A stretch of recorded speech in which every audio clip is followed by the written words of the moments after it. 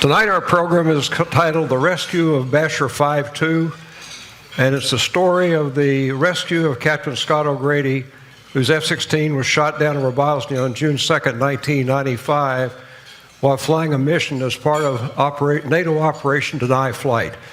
And I'm going to tell you a little bit about that. Now, as Scott said, the program's a little bit off our normal schedule, and there are a couple of reasons for that.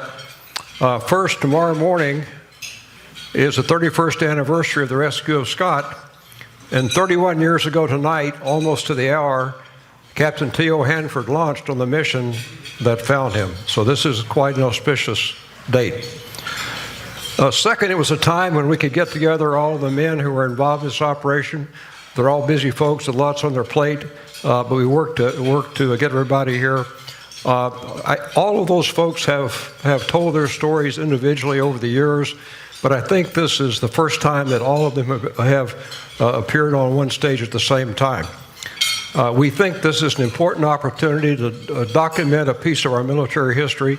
You'll notice we have a lot of cameras. We have 4 videographers working in the room tonight, and our intention is to produce a really professional product that will document this part in a professional archive. As always, we'll have an opportunity to ask questions. We're going to do it tonight. We're not going to use question cards. We'll just do it live. We'll have a couple of microphones in the audience. So if you have a question, hold your hand up. Wait till we get a microphone, and the reason is so we can get that on the tape. We have 3 speakers, so we're going to wait till the end of that and have the Q&A period at the end. So if you have questions that you want to ask, just take notes and ask at the end. So many of you probably know the broad outlines of this story, but I'm going to take just a few minutes to set the scene. Basher 5-2 was the radio call sign of an F-16 flown by Captain O'Grady, who was shot down over Bosnia the afternoon of June 2nd. He evaded on the ground for 6 days and was rescued only because of the perseverance and preparation of his friend, Captain T.O. Hanford, who detected his radio transmission shortly after midnight on the 6th day. A Marine TRAP team, and that stands for Tactical Recovery of Aircraft and Pilots, from the 24th Marine Expeditionary Unit embarked aboard the USS Kearsarge in the Adriatic, launched a rescue mission, and a CH-53 helicopter flown by Captain Jim Wright picked Scott up shortly after dawn the next morning. So that's the short story, that's the overview, and over the next hour and a half, the men who are there on the ground are going to fill in the pieces, and I think you will agree it's one of the most inspirational and motivational anecdotes in our military history. To tell this story, we have 3 speakers, and I'll call them up in just a minute. You already heard them introduced briefly, but Captain Scott O'Grady was assigned to the 555th Tactical Fighter Squadron, 31st Fighter Wing, based at Aviano Air Base in Italy. Captain T.O. Hanford was assigned to the 510th Fighter Squadron. There were 2 F-16 squadrons at Aviano. And Captain Jim Lefty Wright was assigned to the 24th Marine Expeditionary Unit aboard the amphibious assault ship USS Kearsarge. In addition, we have a couple of other folks here tonight who are involved, and you may hear from them. General Keen Malavet was the primary mission planner, and Sergeant Scott Pfister was a door gunner on the CH-53 that picked up Scott. Now, I've got a personal interest in this story because I was the commander of the 31st Wing at Aviano during most of Operation Deny Flight, and had given up command just 2 weeks before Scott was shot down. So I was at home and followed this story on newspapers and television just like the rest of America did. So first, a little background, so you know where this took place and how the pieces fit together. There we go. Following the breakup of Yugoslavia in 1992, civil war broke out between the Bosnian Serbs, the Bosnian Muslims, and the Croat Catholics, with ethnic cleansing and civilian massacres that set off an enormous refugee and humanitarian crisis. The UN intervened and declared a no-fly zone over Bosnia-Herzegovina to prevent the use of air power, mostly by the Serbian army, in the Civil War. And Operation Deny Flight was a NATO operation to enforce that UN mandate. I will tell you this was a brutal war, and you may remember it. One of the realities of that conflict was there were no good guys, just varying degrees of bad, and we spent a decade after the end of the war trying to bring to justice some of the worst war criminals. Deny Flight began on April 12, 1993, and continued through December 1995. On the left is the first mission flown on Easter Monday in 1993. I know it well because I flew it. On the right was an F-16 like the one Scott was flying when he was shot down, and he's going to tell you more about that in just a few minutes. To orient you to the area of operations, this map may be helpful. At the top is Aviano, right at the northern end of the Adriatic. The pin marks the approximate crash site in the western part of Bosnia-Herzegovina. That's the approximate location of the Kearsarge in the Adriatic. Obviously, they were moving around. And just for reference, the Air Force NATO Rescue Force was stationed at Brindisi, down at the heel of Italy. Now you can see the distances there and see that the Kearsarge was much better located to execute the rescue. So with that as background, I want to play a little video that I think you'll find interesting, and then we'll call up our speakers. Tensions have recently escalated between NATO forces and the Bosnian Serbs. The Serbs have deadly surface-to-air missiles. They have vowed to shoot down any NATO aircraft flying over their territory.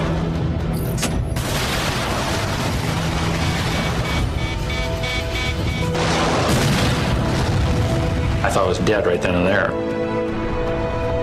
Tonight on Prime News, a U.S. airman downed over Bosnia, dead or alive.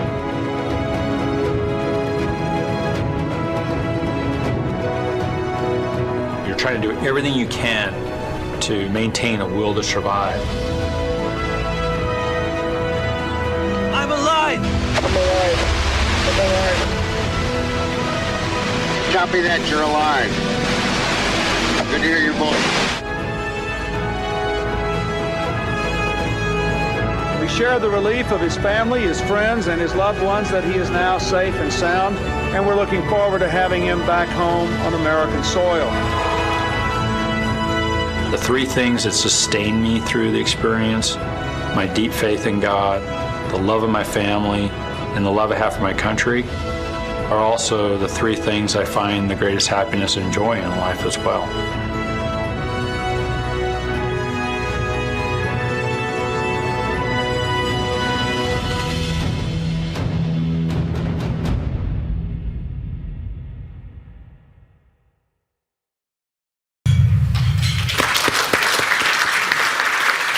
Guys, you want to come up, please? Come, Jim.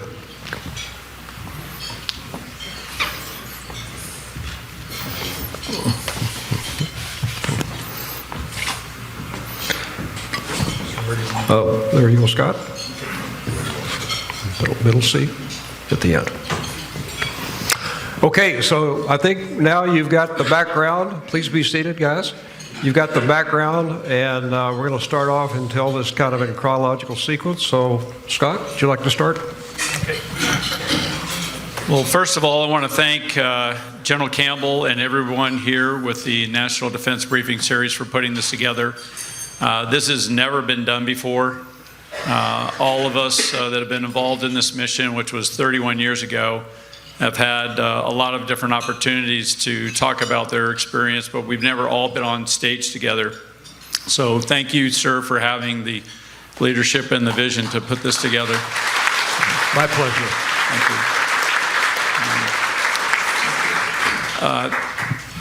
you. I'm not even going to give a speech right now, okay? This is where I've got a lot of family and friends here. This is going to be more of a fireside chat. And I'm going to talk to you about my experience involved in this, but this is really about the heroism of the men that came in to save my life. And it's about...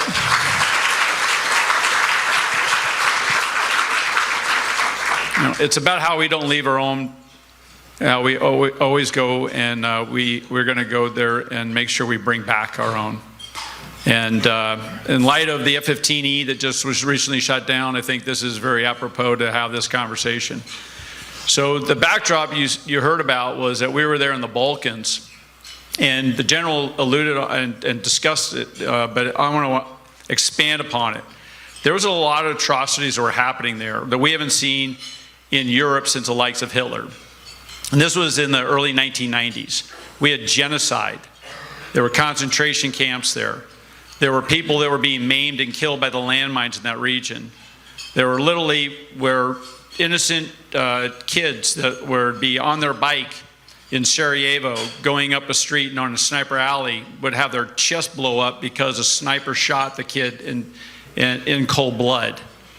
You know, a lot of people were being maimed in that region. There were civilians, non-combatants, and that got the attention of the United Nations. And the United Nations Security Council came together, and even Russia voted for this, to have an area where there'd be a no-fly zone over Bosnia. This would prevent any of the warring factions that were there, and as General Campbell said, there were no good guys there. There were just different degrees of evil that were being perpetrated against each other. This would prevent any of them from using their aircraft to fly over the Bosnian airspace so that they couldn't just drop bombs on people on the ground, and to try to stop innocent people from being maimed and hurt by air power. So we were brought in as the NATO forces to police the UN Council's resolution, but you have to envision some things that are very important. We're not there as warfighters. Operation Deny Flight, that actually went all the way up until September of 1995 until we became warfighters, was where we were peacekeepers. And we were not there to take sides, but we also had rules of engagement that we were very restricted by.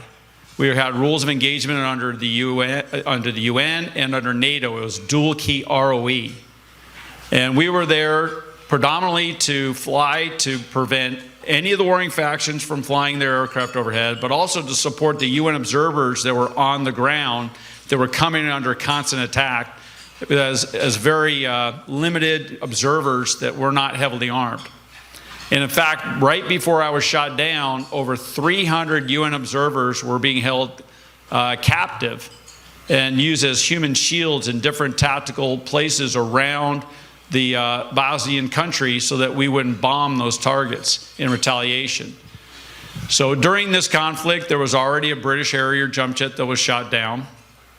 And as I already told you, there were 300 UN observers that were held hostage as a retaliation for a tit for tat when we bombed one of their ammo storage depot areas in Pele, just east of Sarajevo. And they threatened war against NATO, and they threatened war against the United States, and they said, we're going to shoot down one of your airplanes. Well, a year and 4 months prior, we had shot down 5 of their aircraft. And we'd been patrolling the area, similar to a police officer out patrolling your neighborhood. But now, for over a year and 4 months, we're flying a combat air patrol, which is an oval racetrack pattern in the northwest corner of Bosnia. And if you saw the map of Bosnia, is it right behind me? The northwest corner is the Bihać area. It's actually a Muslim enclave area. But we would be there to monitor to make sure no other aircraft could sneak across the border like they did from Udbina airfield in Croatia, bringing in aircraft to bomb people inside of Bosnia. We intercepted those aircraft, but we needed to have look-down, shoot-down radars to be able to see low-flying aircraft in the hills to make sure that they wouldn't sneak in. But after a year and 4 months of flying a predictable pattern, they brought in a mobile radar-guided missile site, and that's what shot me down. Now, integrated air defense systems of Yugoslavia, and is the map up behind me? It is, okay. The integrated air defense systems of Yugoslavia, that goes back to T.O. And all of those were intact. As peacekeepers, we were not there to go in and take out all the IADs. If we're warfighters, what are we going to do? We're going to take out all the radar sites, all the missile sites, all the AAA sites, all the runways that have aircraft that can launch at us. communications and controls where they can't talk to each other. We couldn't do that. But as we're flying in this pattern, we're able to fly randomly around Bosnia. And as you can see, it's not a large country. Took us probably an hour and a half to 2 hours to maybe be on a random patrol before we went back out over the Adriatic to refuel.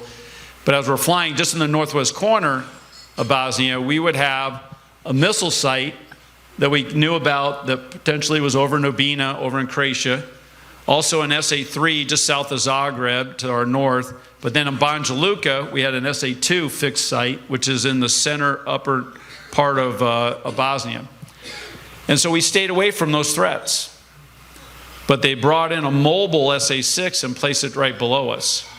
And as Wilbur and I, my flight lead, are flying, we're flying in a tactical line abreast formation. We're about 1.5 miles to 2 miles apart from each other. We have an altitude stack so that if the enemy sees one of us, they don't see another.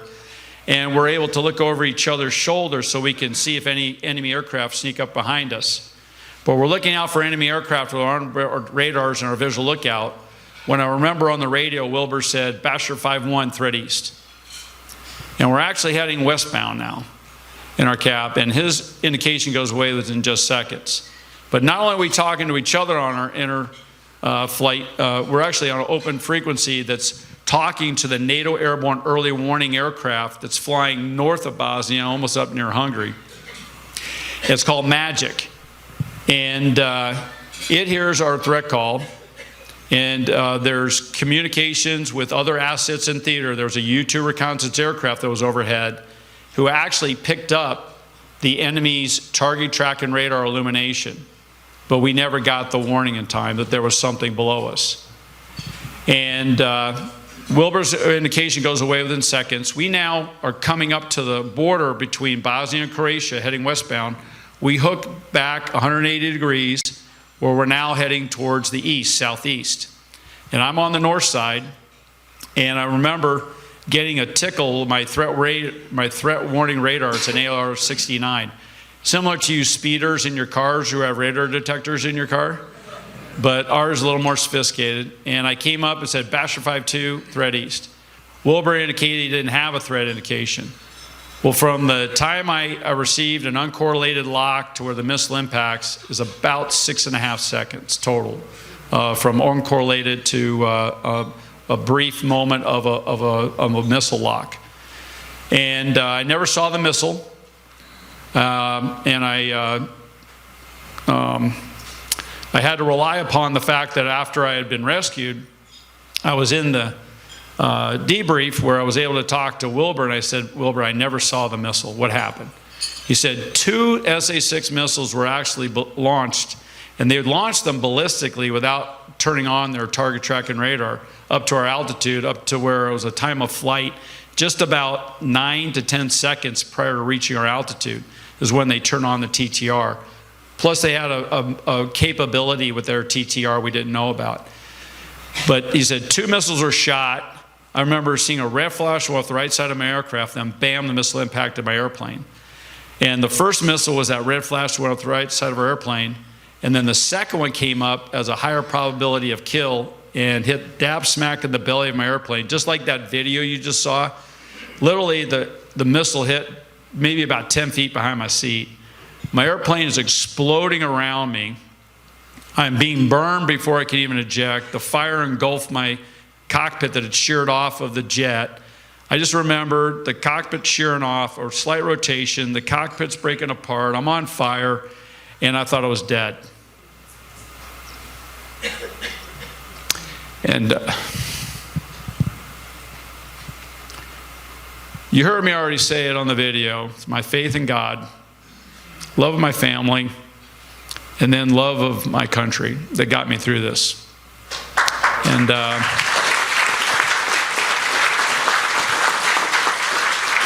it really goes back to your training. All of us, we've got a lot of veterans here in the room from all the different service branches, different career fields in our service. It really goes back to our training. We train like we fight, and we fight like we train. And just to give you an example, I only flew high-performance aircraft for 9 years in the Air Force, but I know 6 men that I worked with in those 9 years that are dead. And in fact, one died just a few months before I was shot down at Aviano, and that was Mac McCarthy. And when I was on the ground surviving in Bosnia, I had to think about he and his family, about his bravery and his service. And there's just so many that have served, and ultimately, we need to give honor and credit due to those who have given the ultimate sacrifice for our freedom. So when I come out of the jet, I'm actually having to initiate the ejection. I reach for the ejection handle. I pull the handle. I'm ejected out parallel with the horizon. Piece of the aircraft now are flying around me. I remember seeing the debris, and I'm free falling in my seat. And here I had just been burned, and my face is singed with blisters. I'm thinking maybe the parachute's on fire that's packed right behind my head. So at 27,000 feet, the automatic sensor is going to have me fall for another 12,000 feet to 15,000 feet above sea level before the parachute deploys. Well, if the parachute's on fire, I thought maybe it'll burn up before it can even open. So I manually went ahead and overrode the deployment, and I pulled the manual override handle. Much to my relief, the parachute opens up, my descent rate slows down. I now have the ability to think about what I had to do. I went right to my training to be able to get through, checking canopy, visor, mask, CKLP, foreign liberties. I'm looking out over the countryside of Bosnia now, and up at 25,000 feet, it's a really pretty country. But coming down on the parachute, I'm now descending at 1,000 feet per minute. So I had about a 20-minute ride coming down the parachute. I'm now coming down, and I see a highway. I see a large city off to my west, a highway that comes off and goes off to the east. And I now, as I'm coming down, I can't steer the parachute. And I'm seeing an armada. I'm seeing a troop carrier, and I'm seeing 2 other vehicles. And I'm watching them, and they're matching my drift rate. I land just south of that highway. I actually just went on satellite photos just today to see where I was. I was maybe at most, maybe 50 yards off the highway. And I landed amongst some trees. If I had gotten entangled in the trees, there's no way I would have escaped in time. I did my parachute landfall, disconnected from the harness. I ran over, grabbed my survival rucksack, and I ran. I got into a hiding spot right away, which I think that fooled them. I think they thought I was going to run further. And I don't know how to explain this. I wasn't out of shape or hyperventilating, but it was more like a whole overwhelming situation came collapsing down on top of me. And it was like weights on my shoulder. I looked around for a place to hide. I didn't have any bushes to duck into, and it didn't have areas of tall grass to hide in. All I had were stands of trees. And if you envision your tables as being a stand of trees, and maybe it's 4 tables together, or maybe it's half this room as a stand of trees, and the diameter of the trunks are maybe your water glass. I thought I'm going to dive in the center, find undergrowth there. They're never going to find me. I'll be completely covered up. Didn't happen that way. It's like somebody opened up an umbrella, and the tree branches came down and blocked out all the sun, and nothing grew in the middle. So the only place I was able to hide was right where the tree branches came down to the grass, and that's right where people would walk right by me. I immediately broke out my radio. I called out to my flight lead 2 times, but that was already a half an hour from the time of the shoot down to where I'm able to get on the radio. And because he's solo, he's got to leave the area because of being with unknown threats out there that are mobile. So all that said, I'm now starting to hear the vehicles approach my parachute. Now I'm starting to hear voices. So I shut off the radio of the static giving me away. Within moments, an elderly man and a teenage boy walked within 6 feet of me. They're the only 2 individuals that I saw that were not armed. After that, everyone else was carrying an SKS rifle. And everybody was clothed in paramilitary clothing. They were walking all around me for the next couple of hours. That was around 3:30-ish in the afternoon, and the sun didn't go down till like 9. It didn't get dark until 9:30. That was the longest 5 or 6 hours of my life. And 2 things out there were very important for me to not get caught and killed, because the UN observers told us if you're an American, you're dead on the ground. And they're just going to use your dead body for propaganda in front of the TV cameras. And the two things I really went back to were motion and noise. Because the slightest motion, the slightest noise could draw attention to my location, get me caught or killed. And it was just about an hour and a half into where I'm on the ground, I heard the first gunshot. And I remember the UN observers would come and they would train with us because we were their forward air controller, our close air support, and they were our forward air controllers. And they said, "You're on the ground, you're dead." You know, and when I heard the first gunshot, that was authentication of that. And my body kind of went into a little shock. And then randomly, an area twice the size of this hall where I'm hiding in random order, these paramilitaries were just shooting at whatever they saw or heard. It wasn't like a flush out. And that validated that there is no surrender. There was no POW camps. And it was either you're going to get rescued or you're going to die here. And so that said, I stood very quiet, very still, got to where it got to be dark. The first day and the second day, helicopter was flying right over my head, lower than the ceiling here. I could look up through the tree branches and see the faces of the pilots. Now, in this time, I was there for 6 days. I hit in 3 different locations. I've hit over the course of 2 different nights. My heart's pounding like I'm running a marathon day and night. I lost well over 25 pounds those 6 days. I was hypothermic the entire time I'm out there. My feet lost all circulation and nerve ending feeling with trench foot. I didn't sleep at night. I went nocturnal. My days became my nights became my days. But one thing I had going for me is that they had to give me credit every day for movement, even if I didn't. But at nights, I would only focus on either evasion or comms. And comms were 24 hours a day. I had a radio that had 15 hours of battery life. But we were, on our standard operating procedure, only supposed to come up on frequency to listen for CSAR assets that are looking for us on our Alpha and Bravo frequencies that are programmed into our radio. And if you transmit, the enemy can directionally find where you're transmitting from and find you, and that's how you can get killed. And it's where the nights that I was out there, at certain times throughout each hour, I would turn on the radio at the appropriate time for the appropriate window. And I don't know, why is it that I can't reach somebody? Why is it that aircraft that are flying right over the AOR 24 hours a day, not there anymore?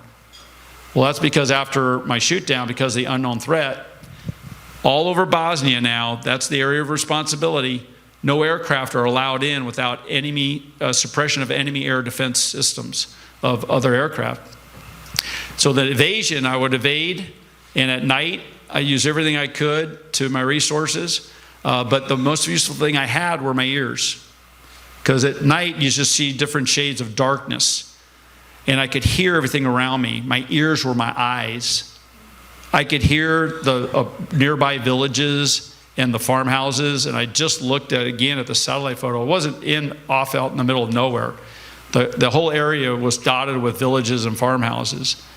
And that being said, I knew I wanted to get to the south, up to higher terrain, where hopefully the line of sight of my radio could work better. If you're with a line of sight communication device, you can't talk through the mountain. So if I get up higher, hopefully somebody could reach me on the radio better. And when you're evading at night, you have the landmines that are out there in the fields. I would very, very slowly be able to get to the next hiding spot. And it was on my second night of evasion, not consecutively. I'd only moved maybe about 2.5 miles. I had heard the night before an aircraft calling out for me. It was an aircraft with a call sign Flashman. And then this next night, I was going to get a little more aggressive, and I was going to be using the beacon, and I was even getting up on a frequency and calling out anyone Basher 5-2, very short bursts, seeing if I can reach somebody. And what I didn't know is that this would be my last night. I didn't know. I had planned for 45 days of being out there. That didn't mean that I was going to die and roll over after 45 days, but that was where I was going to use that battery life in that radio, 15 hours for that 45 days, because if that battery goes out in that radio, nobody's coming in to rescue me. But on this fateful night, I had a miracle happen to me. And that was my really good friend, Captain T.O. Hanford, put in an effort that saved my life. And I will tell you as a testimony, I would not be standing here today if it wasn't for Captain T.O. Hanford. And I want him to share his story with you now.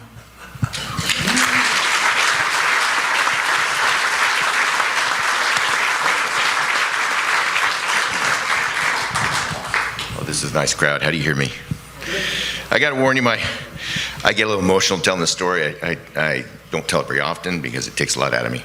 But I don't know why, because he's alive. I mean, he's here, right here, you know. But anyway, just to set up the story, I moved to Aviano in January of '94. Put it close to my mouth. Is that better? Okay. January 1994 is where I met Scott. And we got to be friends, and we flew a couple times together. He was in the Triple Nickel Squadron. I was in the 510th, but I was a wing weapons officer, so sometimes I flew with the other guys too. And mainly we knew each other from the bar, because I'd give him, at the officers club, and I'd give him a hard time for the squadron he was in Korea, which will become important later. But yeah, we had both been stationed in South Korea. It's a base called Kunsan Air Base when we were lieutenants, but at different times. And I happened to be in the 35th Fighter Squadron, the Pantons. The first to fight, Pantons. And then he was in the 80th Fighter Squadron. Their mascot was the Juvats. I don't know what a Juvat is, but yeah, like that guy, he was doing it. Okay, so, but this actually it becomes important later in the story, but we rib each other all the time, and I think we probably discussed it about a week before his shoot down. But while this year and a half of before his shoot down, as I'm flying at Aviano, I learned about this Operation Deny Flight that we're going to be flying every other month. We would switch out with their squadron, and like he'd alluded to before, our job was just to patrol and to make sure the Bosnian Serbs were the only ones that had airplanes, really didn't bomb the Bosnian Muslims, and we were doing a good job of that, but they were committing atrocities on the ground that were just unspeakable. I don't know if anybody's ever watched the '84 Winter Olympics. I remember when I was in college and I watched that. It was from Sarajevo, beautiful city. But while we were over there, Sarajevo had no electricity. It was blacked out. You'd see campfires. And in fact, the Olympic Stadium, they buried bodies in. It's pretty sad.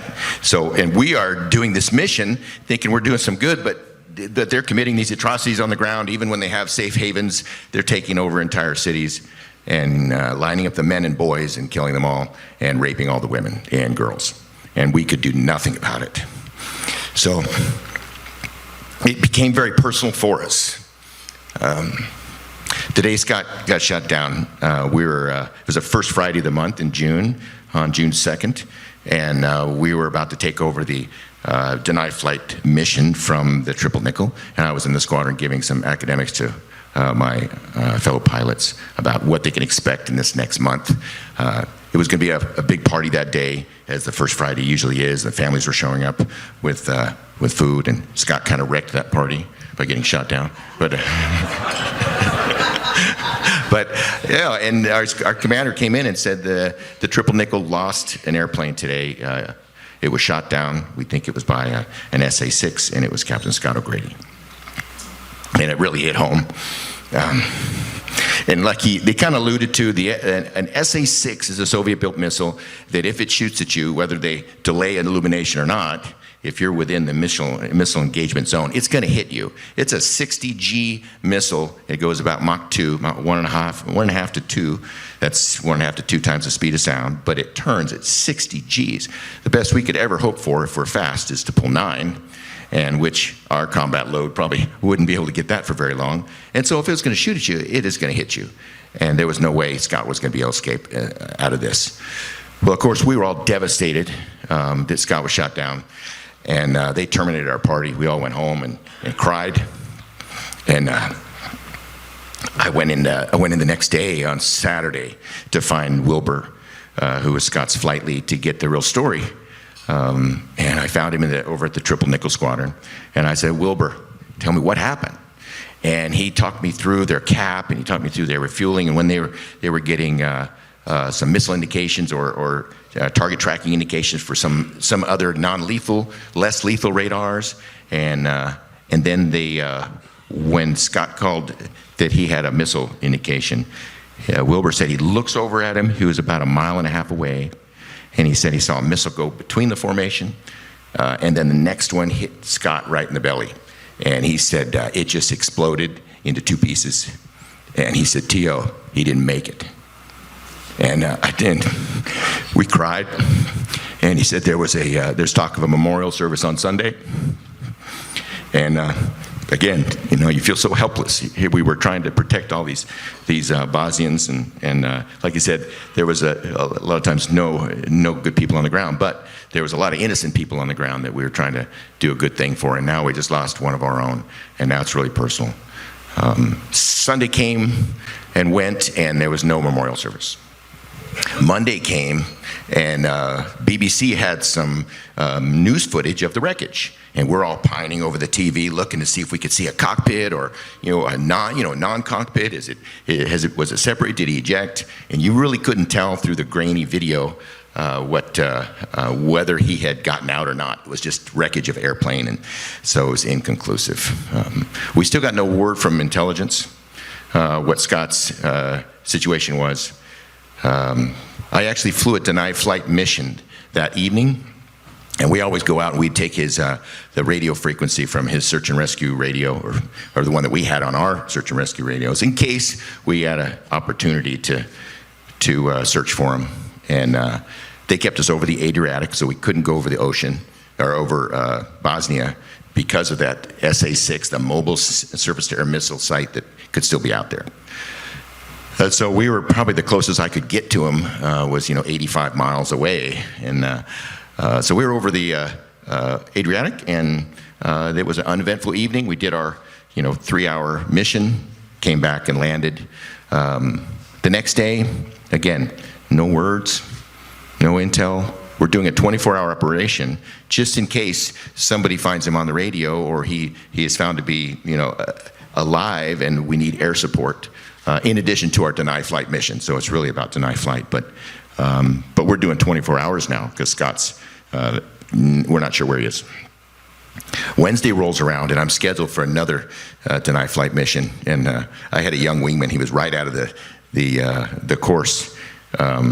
Had about 60 hours in the airplane. Brand new kid, poor guy. But his name is Clark High Street, named Grizz. Really good kid, super smart.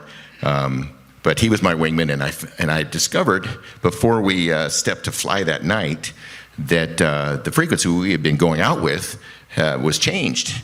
It wasn't Scott's freak. They had changed all the frequencies once he got shot down. Everybody had a new search and rescue alpha frequency.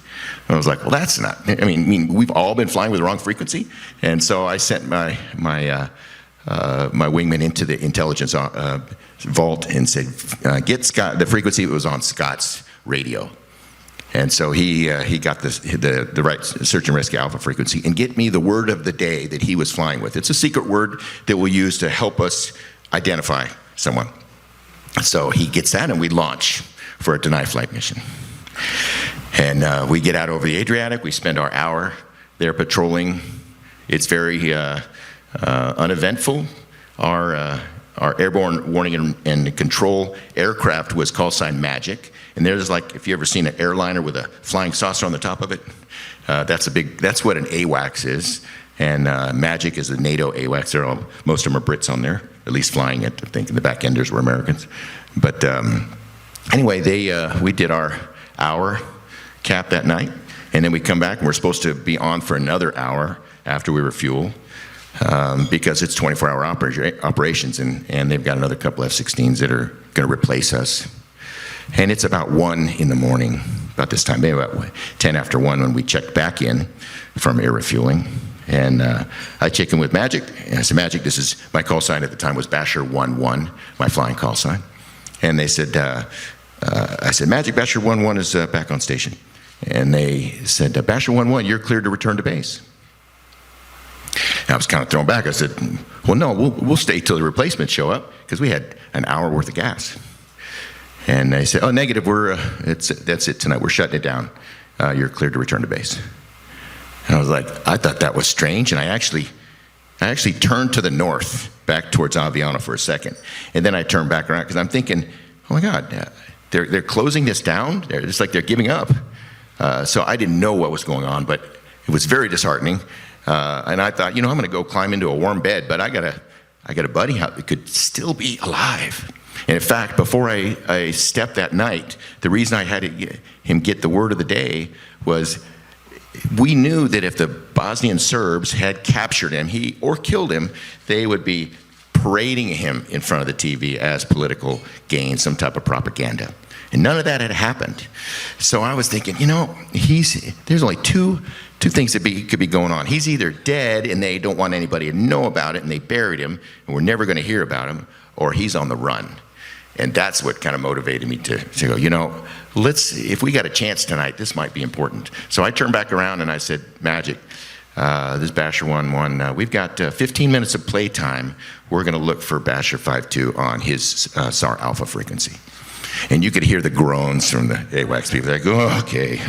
They're like, oh. And there's about probably 15 to 20 people on that AWACS. They all wanted to go home. They had been up for, they probably had a 6-hour mission with the flight in front of us and to include. And so I kept Grizz High Street on the AWACS frequency. And I started making radio calls on the search and rescue alpha frequency. And they go something like this. This is Basher 1-1 looking for Basher 5-2 on alpha. And then I'd wait. And I turn my squelch off. If anybody knows about radios, squelch is what tunes out all the low power taxi driver radios, and so you can only hear high power radios. Well, his handheld is not a high powered radio, so any chance of hearing him, I've got to turn the squelch off. So you get just constant static. It's very annoying. But I thought that's the only way I'd ever hear him. So I started making that call. Basher 5-2, this is Basher 1-1 on alpha. And I would say that about every 30 seconds. Leading up to this, it came kind of early, but when I was making these calls, this happened an hour after I had been making these calls. After 15 minutes of me making these calls, there was nothing. And my wingman comes over and says, Basher 1-1, Basher, Magic wants to know if we're ready to return to base. And I said, tell Magic we have another 15 minutes of playtime. And I started out again, Basher 1-1, this is looking for Basher 5-2, and I hadn't heard any of this. It was not for another 40 minutes later. And so I kept calling it out, and at 1:45, 1:45, my wingman comes back again and says, Basher 1, Magic wants to know if we're ready to return to base. And I said, tell him we have another 15 minutes of playtime. I didn't have anything else in my bag of tricks. So that's, it was almost like an obsession because I just felt like, okay, I'm not giving this up. For some reason, now this static is turning erratic. It's before I heard any voice, but it was an erratic static that was, something is there. Either somebody's trying to talk back. I couldn't figure it out. About right at 2 o'clock in the morning, Zulu time, so it might have been Aviano time, just as I'm hearing what could be a voice, Grizz comes back, Magic wants to know if we're ready to return to base. And I was like, is that for the 4th time? Finally, I get on Magic frequency, and I said, Magic, this is Basher 1-1. I'll tell you when we're going to return to base. Stay off the radio. And they were like, Magic. You could tell they weren't happy with me. And then about 10 to 12 minutes after the hour is when I started hearing the first voice. And you see it's kind of mumbled, and I can't understand who I'm talking to. And I'm thinking, maybe this is somebody from the rescue forces. They're mad I'm on their frequency. I don't know. There's a human there, but I can't. It's a very lethargic voice saying, just Basher 5-2. And I don't know if you're saying you're Basher 5-2 or finally, this is the end of the radio contact, or this is the beginning of it all. Now you can continue it. Basher 5-2, this is Basher 1-1 on alpha. Basher 5-2, regional report, have 5 minutes. Say again for Basher 1-1. Basher 5-2, regional report, live, Basher 1-1 has you loud and clear. Who is this? I'm alive and okay. That's what it sounded like. you're unreadable. Copy, on the line, full copy. I can barely hear you. Say call sign. Still so far, Basher 5-2, Basher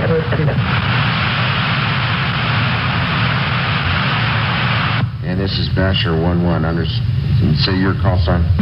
Basher 5-2. Understand you are Basher 5-2.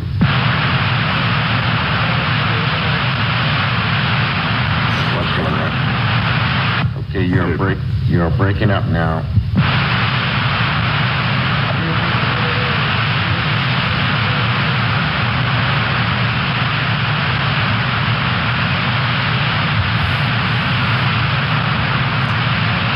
They would make me turn back over the ocean because I was getting over land. So the Magic was starting to get upset with me because I kept going over land and there was surface air missiles there. And my wing would say, turn back to the west. Magic, it says you're over land. So I'd do that. And then I'd turn back around to the east because I know that's where I was getting the noise from. And I thought it was just too important.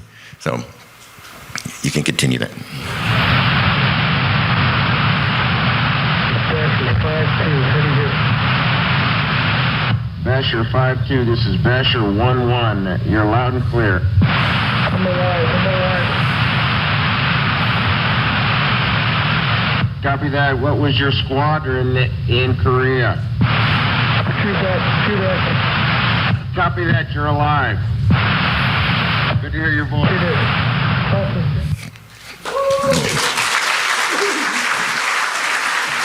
Hang in there. I got to tell you, after he'd gotten rescued and then we got back to Aviano, there we were in front of the press, and he had never heard this tape before, and he's sitting next to me, and he hears it, and he starts breaking down, and I'm sitting next to him, and I reach over and I hug him, and I'm crying too. Remember what I said?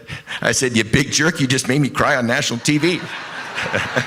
And that's the picture that made the front page of the New York Times. Like, but anyway, so I was out of gas at this point, and I had my low fuel light had been on for a while, but I just kind of was hanging it out there. I knew my wingman had a little bit more gas than I did, so I would flame out before he did. But so I said, Basher 5-2, I've got to leave and get gas, and he starts calling out these letters. And he's saying, Bravo, Mike, Zulu, all these letters. Okay, I'm writing them down on my lineup card. I'm going, I have no idea what he's talking about. And they were letters, part of that secret word. And I think it was only a 7 or 8 letter word. And I was like, okay. And I said, hey, you turn your radio off. Somebody will be up to talk to you in 15 minutes. I've got to go get gas. And he said, he said, Roger that. And so I start headed south towards the tankers. And I call Magic. I say, Magic, Basher 1-1. Well, they had no idea that I'd been talking to him. They were talking to a ghost flight, which was a C-130 that was supposed to be listening and hearing everything, which they heard nothing of what we were talking about. And I'm going, Magic, Basher 1-1. And they're like, ghost, they're talking about football or something. I don't know what they were talking about, but it wasn't relevant to what we were doing. I said, I had positive radio contact with Basher 5-2. I need a tanker now. Turn the tankers north. And they're like, Basher 1-1, say again? I said, I need a tanker now. Turn the tanker north. I had contact with Basher 5-2. And they're like, stand by. And they're like, Exxon 3-1, can you turn north to refuel Basher 1-1 flight? And so anyway, we started heading south. And I'm figuring this code, I have no idea what this is. And well, it turns out that Scott and his flight lead, Wilbur, had worked out this code. He had asked him in the briefing, what are you going to do if you ever get shot down? And he said, he goes, I'll take the word of the day, and then I'll add the number of the day and the letter of the day, and I will use those as numbers. So I'll call out the letter, and you can write, and I'll be for coordinates. And I never got that. Well, and Wilbur, bless his heart, what he saw was a aircraft explode, and he thought, Scott didn't make it. He told me point blank, he did not make it, and so he never shared that with anybody. So here I am with this word, a bunch of letters, and I start kind of fumbling around. Well, if I move these letters here, and if I added 0 here to the front and just disregarded all 9s, something, and I worked it out to where it would be coordinates that were within about 4 miles of his shoot down. And I said, that's where he is. So I don't know if you guys ever see that movie, 1941 with John Belushi. He's in an airplane with a map and he's doing this. I think I had my feet up on the deck, you know, and I'm going, and I have a flashlight. It's in the middle of the night. And so I finally poke my pen through the hole in the map, and I go, that's where he is. And so on Secure Freak, I passed the coordinates to Magic and got on the tanker. We got gas,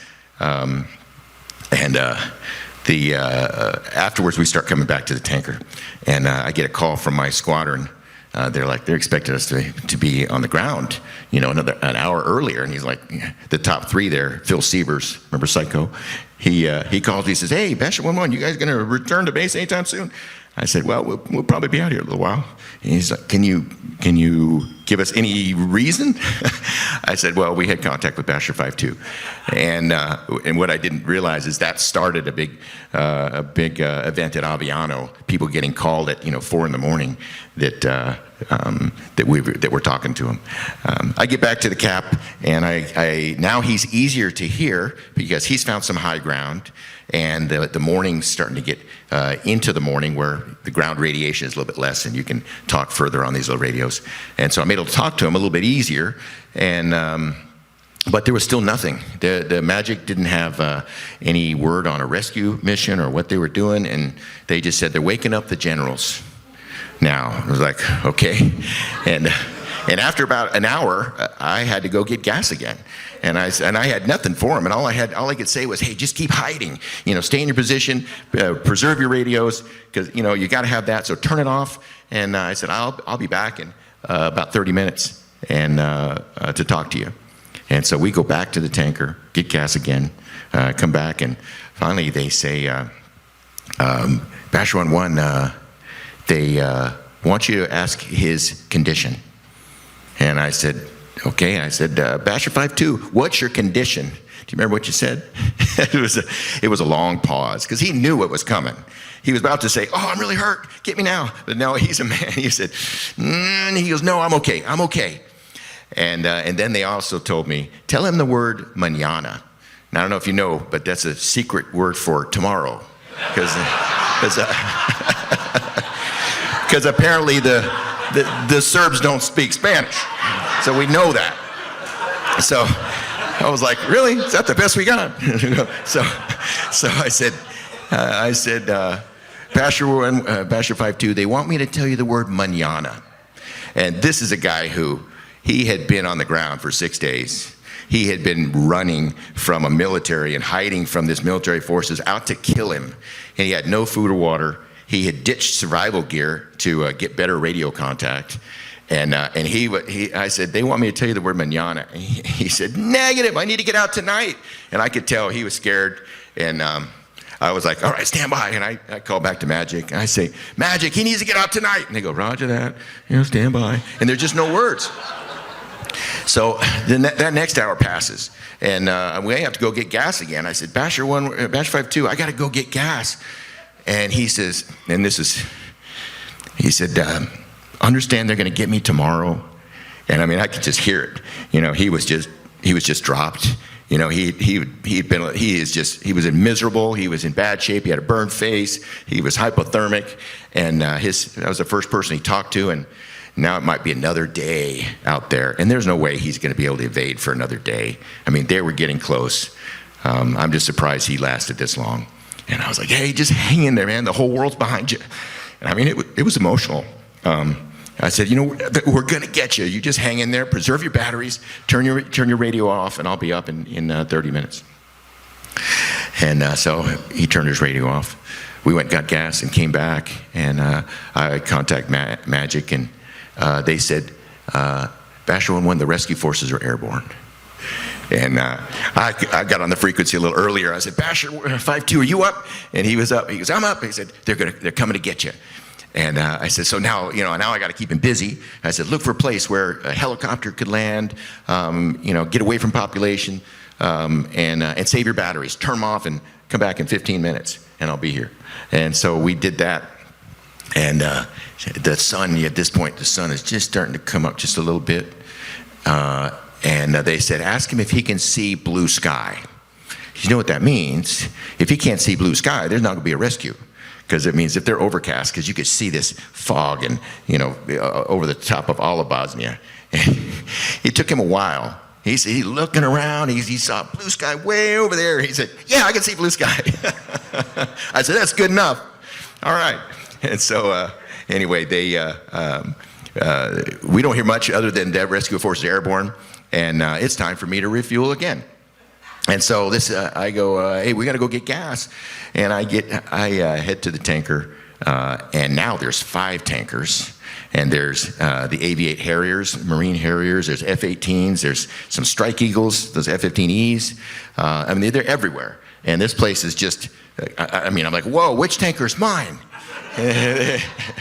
And they go, oh, Basher 1-1, you're cleared to return to base. Of course, I said, negative. I said, I'm staying out here. And, the little background, every squadron I'd ever been in, we'd lost a pilot, just like he had said. And I'd lost so many friends, and they always started off the same. They didn't come back home. And this is the first one that could possibly come back home. And I was determined to see it through. And they said, stand by, go to tanker 3. And so I went to tanker 3, and it was a Navy tanker that it has drogue, a different refueling system. So this is a Navy tanker. I need an Air Force tanker. And I said, stand by, Basher 1-1. And there was a pause. And then they said, Basher 1-1, the general says he knows he's your bud, but you got to go home. So, and that was probably what was necessary. I couldn't do any more up there. They had already launched 2 other F-16s to take my place. And, it was time for the real pros to come in and facilitate a real rescue on my buddy. So I want to introduce you to Marine Major and Navy Lieutenant Commander, not Lieutenant Commander, Commander. I don't know how you get 2 ranks in 2 different services, but he's done a lot. He was on the lead helicopter. My good friend Lefty Wright. Good evening. And that's only half the story, so if anybody needs to use the restroom, please feel free. Let's be clear, we wouldn't be here tonight without Scott's tenacious will to live and T.O. going above and beyond to make it happen.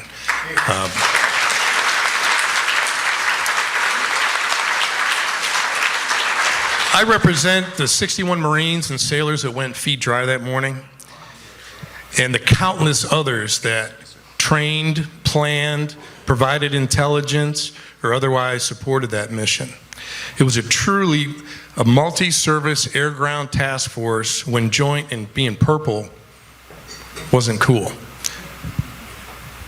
Bob, would you take this and take questions? Okay. I want to manage expectations as well. This is my story, as seen through the eyes of a 26-year-old Marine helicopter assault pilot in the memory of a 57-year-old old man. I don't tell this story very often. I want to start by talking about the MU, the Marine Expeditionary Unit, Special Operations Capable. It is the true air-ground task force. You have a ground element which consists of a Marine battalion landing team that has rifle companies, mortarmen, Marine recon, in some instances tanks. That's augmented with an air combat element which at the time had CH-46s, 53s, Cobra gunships, Hueys, and Harriers. In the 6 months prior to deployment, this air-ground team gets together and they practice and they do war gaming, and we're trying to formulate tactics and special operations procedures and build basically templates. Everything from humanitarian assistance to full-blown amphibious assault. And one of the missions that we do is the tactical recovery of aircraft and personnel.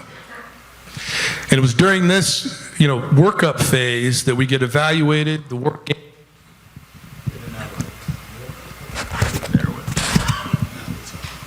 Can you hear me now? All right. It's during all this process that we get certified special operations capable. So the whole deal with the Marine Corps MU is that within 6 hours of receipt of mission, we're executing that mission anywhere in the world. As far as the 53 det, which I was a part of, I really want to highlight them. We had a fairly seasoned crew. Our senior aircraft commanders had multiple deployments. A lot of them were Desert Storm veterans. Our junior aircraft commanders, of which I was one, and our co-pilots had just spent 3 months in Haiti supporting operations in Operation Uphold Democracy. On the aircrew and mechanic side, it was the same thing. A lot of multiple deployments, Desert Storm veterans, and many of them were with us in Haiti as well. So when I talk about those templates, we had a deep experienced bench with which to call on to fill those holes. And, not everybody could be Josh Allen. Sorry, lifelong Buffalo Bills fan. But everybody could fill multiple roles in that template to make things happen. In May of 1995, we're a couple months into the deployment, and we're in Sardinia conducting a NATO operation when we get the call that we need to move to the Adriatic. So the MEU on board the Amphibious Ready Group, we move into the Adriatic. We were there to provide a presence and also to be prepared to execute a trap mission if necessary. And luckily for us, our weapons and tactics instructor, Keen, had the forethought as we crossed the Atlantic that this was a mission that we probably were going to be called upon to execute. So we were well prepared to do that. On June 2nd, when Scott was shot down, the MEU determined that the best response for that would be the Delta package if we were called upon to do it. And that consisted of 2 53s, 2 Cobras, and Harriers. And we would be supporting the 81 millimeter platoon, again, multi-role within the MEU, multi-role in the MEU, as the boots on the ground for that mission. In the backup were the remaining 2 53s, which were going to provide the quick reaction force if we got shot down or things really headed south. And they had a platoon size and even a company size reinforcement if we needed that. A couple days into the week, we ended up splitting our alert status with the guys out of Aviano, the Air Force rescue assets over there. We would go from 4 in the morning till 4 in the afternoon, and the Pavlos would take from 4 in the afternoon till 4 in the morning. To further describe too the combat crews, once we went on alert, the 24-hour alert, it was Keen and I in lead. He was the mission commander, Sergeant Feaster, Scott Feaster, and then we had Corporal Kaseya and Corporal Mulder. And then we also had in Dash 2 was Major Bill Tarbutton with Oldie for that. As you've already heard, when Scott got shot down, the intel and the news that was out was not looking very good for Scott. I mean, his wingman, as T.O. described, just saw a ball of fire. There was no confirmation that he even got out of the aircraft, no parachute whatsoever. And as the days turned into almost a week, the hope faded into the reality that Scott probably didn't make it out of the aircraft. And to kind of add further to that, on June 7th, Keen gets sent to Aviano to coordinate with the Air Force rescue folks. So now we're really thinking, okay, we're going to head to port in Trieste. But in true Marine Corps fashion, we shuffle the deck and we reassign the seats. Major Bill Tarbutton takes over as Air Mission Commander with Oldie. Another one of our senior aircraft commanders, Paul Fortunato, call sign Tuna, hops in Keen's seat and joins our crew. We really thought we were just heading to Trieste. We thought we were just putting names on a template, and our crew actually started breaking down the aircraft and taking all the ammo and the guns back down into the belly of the ship. And then, 0300 on the morning of June 8th, I get a knock at the door. It's Tuna. He's like, they found him. I'm like, there's no way. Absolutely no way. And it was at this point I'm thinking, okay, the Marine MEU, we advertise that we can We advertised that we can execute a mission within 6 hours of receipt. I'm thinking this is just a test. And for all the reasons that I mentioned before, Keene's not on the ship. Air Force rescue assets are more capable. Keene's not on the ship. No one's talked to Scott in 5 days. Keene's not on the ship. There's no way we're going to go execute this mission. So I told Tuna, you go ahead to the brief. I'm going to go up and brief the air crew, and we'll start getting things ready and fired up. And again, the whole time I'm thinking, I don't think this is going to go. So as we're getting things ready, the ship goes to flight quarters, and I'm thinking, okay, they're going to at least see if we can launch from the ship, and just another test for us. So we start getting things together. Tuna comes up with the info, and we fire up the aircraft. And then the MEU commander, Colonel Burnt, jumps onto the jump seat wearing a white float coat and a white cranial with MEU CO on the back. And I'm thinking, okay, this Finding Scott story is starting to gain a little bit of traction. But then I'm like, he's in a white float coat, and the rest of the Marines are coming on all cammied up and ready for battle. So I kind of still had a little bit of a suspicion. And I don't know if I was just trying to make small talk with the colonel, but I told him, I said, if things go south, I have a 9mm Omni with 4 magazines. There's an M16 behind my chair with an ammo can with smoke, and I think we had real hand grenades back then. And without missing a beat, the colonel points to his 9mm, which is just sitting in his cami pocket, and he says, I think I'll be okay. So I felt about that big. I had never had direct contact in the whole 9 months that we had been a MEU with the colonel. And oh, by the way, he's a Vietnam veteran, too. So he's on board. We have the Marines on board. We launch into the starboard D orbit pattern. For you Air Force guys, that's the right side of the ship. With the 53s and the endurance capability, we had plenty of gas. It allowed us to go get off the ship so that the Cobras could stay plugged in and that the Harriers could get staged. What we were waiting for is that cap to come from Aviano to provide the additional the additional support if we needed it. What seemed like forever was probably less than 30 minutes, and we get the execute order to head feet dry. So the Cobras launch off, and they join at our 5 and 7 o'clock position, standard combat procedures for us, and we proceed towards Bosnia. A little lesson in GPS technology in the 90s. We had this thing called a trim pack. You literally had to toggle each individual digit for the lat long into the box, then load the box waypoints, and then pray that it didn't dump on you. It wasn't like an embedded GPS like you have in your car or on your phone even today. You couldn't ask Siri, where's Scott? It wasn't going to happen. Okay? But we did have AWACS magic. As you might imagine, as we're pushing feet dry, Bill Tarbutton's in the lead with Oldie, and their trim pack fails.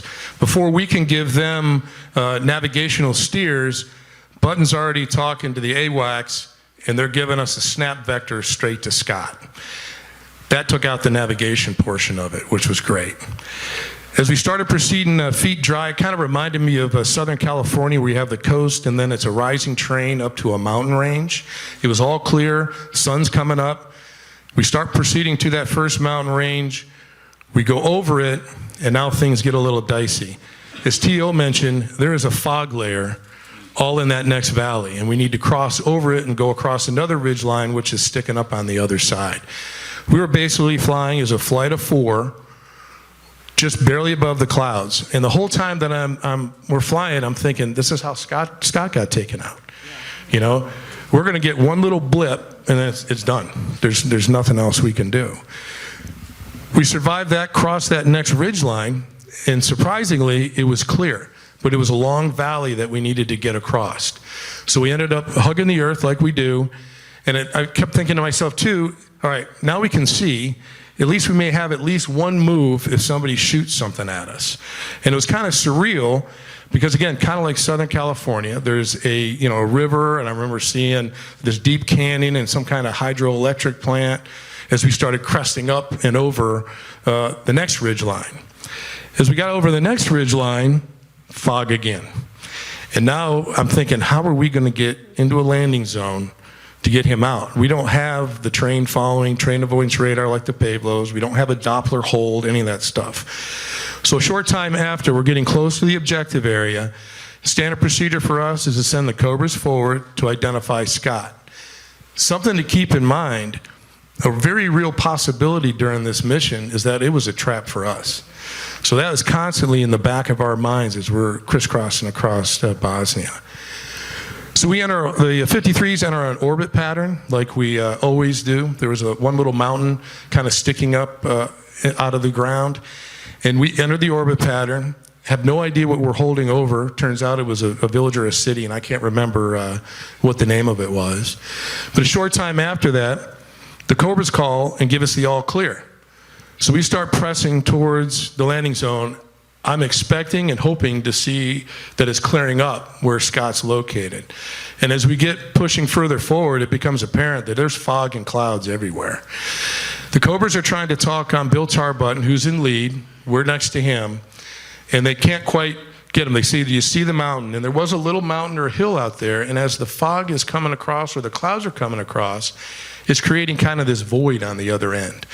And you could kind of see the ground. So we press towards it, and as we're getting close, this guy Nick Hall and one of the Cobras, I call it pulling a John Wayne, they fly over the landing zone, this little hole, come into a quick stop hover. Nick Hall opens the canopy, pops a yellow smoke, and throws it into the LZ. Button sees this, stands the helicopter on its tail. We're flying formation, we stand on our tail, and we start descending through the clouds with barely any visual cues going into that zone. And as we're coming down into the zone, I noticed that we're about to land on some trees. So we transfer the controls, I slide us over to the right, and I land. And as soon as we're on the ground, our crew lets us know that we can't put the ramp down. There's a fence line running right underneath the ramp. Tuna picks up the aircraft, we slide forward 15 feet, and as we land, we see this guy in a bright orange hunter's cap, a flight suit, and a gun. He wasn't waving it. A lot of people say he was waving. He was just trying to get to the aircraft. So our crew chief, Tiny, Scott Feaster, goes out and greets him and disarms him. And as you meet Tiny, he's not so tiny. So he grabbed Scott and threw him into the aircraft where he was immediately attended to. The good thing about this is our Marines didn't get off the aircraft. The problem is Button's Marines did get off, but that's how we trained. They're trained to get out and provide a defensive perimeter and actually go out and try and find Scott. So it took a few minutes to get the Marines back on the aircraft. And as you can imagine, sun's up, clouds starting to lift, Cobra guys are getting impatient because they're orbiting around the objective area. People are starting to come out of their house wondering what the noise is, and we're trying to get everybody on board. Well, once we got everybody on board, we pick up and we're going to head west, and the Cobras, because we needed to get out of there, got us another snap vector straight back to feet wet. As we're pressing west, as a flight of 4, the clouds are now above us, and we find ourselves in this box canyon. There really isn't a way to go left or right. And again, in your car, you could see what roads to take, except in Texas, here in Dallas. I still can't figure that out with the spider things. But we're pressing into this box canyon, and there wasn't any word spoken. Next thing I know, Button is standing the 53 on its tail. We're standing our 53 on the tail, and the Cobras are behind us, climbing through the clouds. Climbing through the cloud layer felt like it took forever. And then finally we pop out on top, visual. Keep in mind, it's not like you guys. We don't have radar lock. I don't have a distance. I don't know where my other aircraft are. I don't know the terrain. I don't have a terrain following type gizmo on my helicopter. So we just pulled and prayed and got up and on top. And as we got on top, I expected to see Button right there, but he wasn't there. He was further to the right, maybe about 4 or 5 times the distance than he normally is. And the 2 Cobras were right behind him. So in that climb through the clouds, we had ducked over or ducked under that Cobra on our left side. Tuna immediately got us back in position, and we continued to proceed west.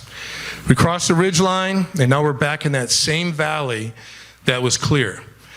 And I distinctly remember as I saw that hydro plant in that canyon in the river, this can't be good. So the snap vector was great from Magic. They didn't know any better. They were great getting us to where we needed to be. But they ended up sending us right back over the same way that we came in.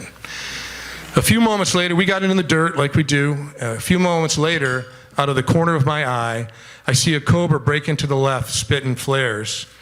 And as I'm turning to the right, or turning to the left, I see this smoke trail with tightening concentric circles coming right at us. And then it flies right through the middle of us as we're breaking into it. And then the radio calls come out. Sam left, break left, Sam right, break right. Cobras are calling AAA. There's just softball size balls of fire coming up through the aircraft.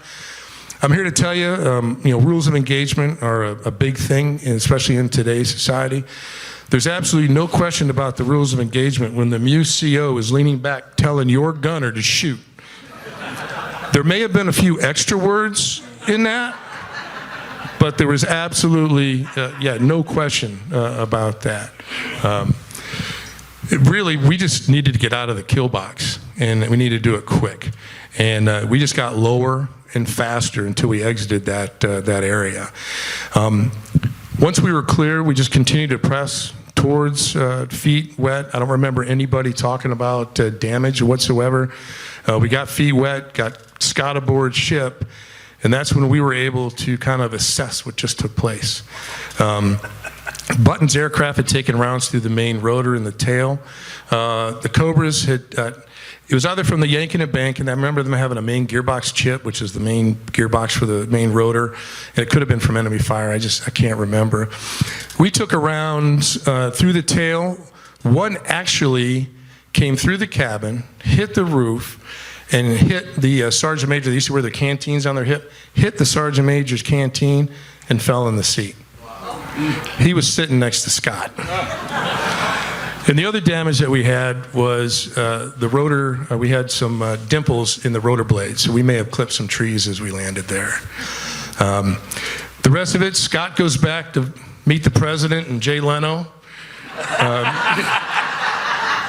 We went to Trieste for our port visit. I want to thank the Triple Nickel guys because for the beers on the pier. Unfortunately, most of the 53 we were on a shore excursion, but our squadron mates did leave us a couple beers when we got back. So that's really it in a nutshell. Wow.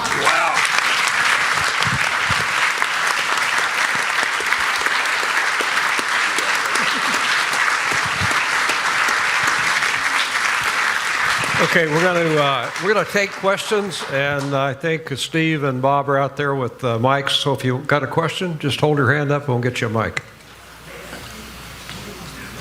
Okay, Steve.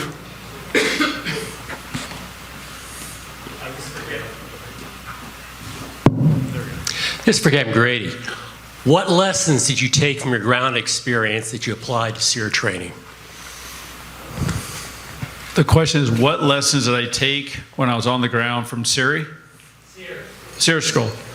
Okay, SEER school was very invaluable. Everything that I utilized when I was on the ground in Bosnia goes back to my training. It goes back to SEER school, whether it be land survival or the water survival training, the life support training we had that was consistently where we're trying to just staying updated. I just come back from San Antonio where I went through life support officer school. But you take everything collectively that you've trained with to be able to figure out how can I utilize this in this stressful moment to be able to save my life. So I've gone back to the SEER school to debrief those instructors that taught me, and to answer your question, they asked them the same thing. I said, your training saved my life. I don't have anything actually to add to it. The only thing, I was trying to upgrade wasn't necessarily the training, because SEER school was predominantly lessons learned from Vietnam and from our Vietnam veterans, especially those that were prisoners of war, and their time of being under a situation of resistance, survival, and what they went through makes what I went through look like a camping trip.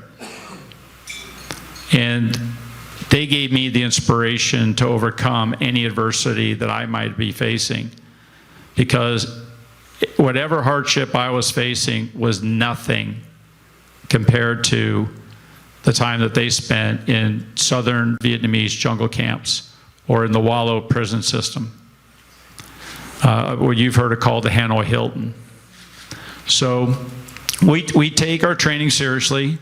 I thank you for asking that question.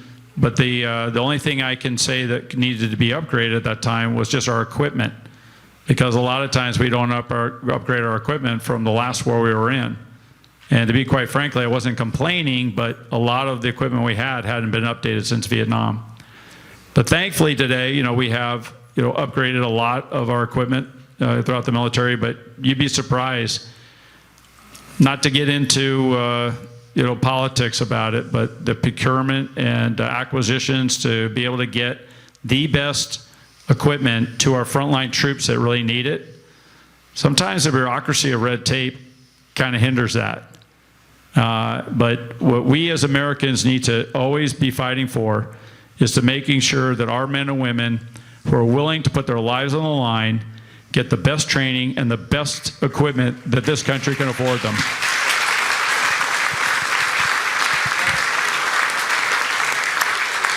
Okay. So this question is for T.O. So when you were talking to, or attempting to talk to Scott, were you not able to get a bearing from on the radio, or is the signal too weak? I wouldn't get it, Barry. We don't have a direction finding system on our jet.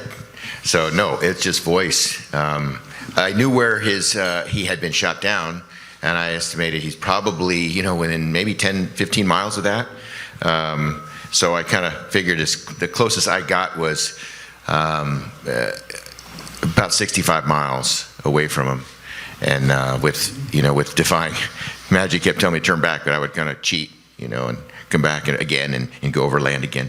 But yeah, that was about the closest I got. And so I did not have any DF equipment there, so unfortunately. Hey, Bob, you have a question? Yeah. This question's for Scott. Could you describe in as great a detail as you care to your thought processes when the helicopter flares right in front of you and you come out of hiding and you're running towards it? What was going through your brain at that moment? What was that like for you? So our SEER training taught us to actually stay put. And I was expecting that there could have been different types of vehicles that could have come and gotten me. I didn't know if it was going to be a helicopter. I didn't know what unit. But in this case, the 24th MU, thank God, I'm grateful to them for as long as I live, was the right choice. And Admiral Smith made the right choice to execute them, to come in and rescue me. When I'm in hiding and T.O.'s telling me that the rescue forces are going to come now and get me, as he alluded to, I had actually left my survival gear in my little hole-up area a distance away, and now as the sun's coming up, I can't go back to that, or I'd be moving in the daylight. So I'm exposed now, but I'm hiding behind a downed tree. It's the only time I took out my 9mm pistol and actually chambered around. because firing off a weapon, all it was going to do was, if I defended myself, I might have been able to defend myself and stop maybe one or two attackers from getting to me. But then it's going to draw attention to everybody around, and I'm going to be outgunned and outmanned and dead pretty soon. So I was trying to be quiet, not trying to be John Wayne. But now anything that gets in between me and the helicopter, I'm sorry, it's my life or theirs, and they're going to lose. But all that said, it's where T.O.'s got me, and he's been talking me through, and then he passed it over to another two-ship that took over as Air Mission Commander.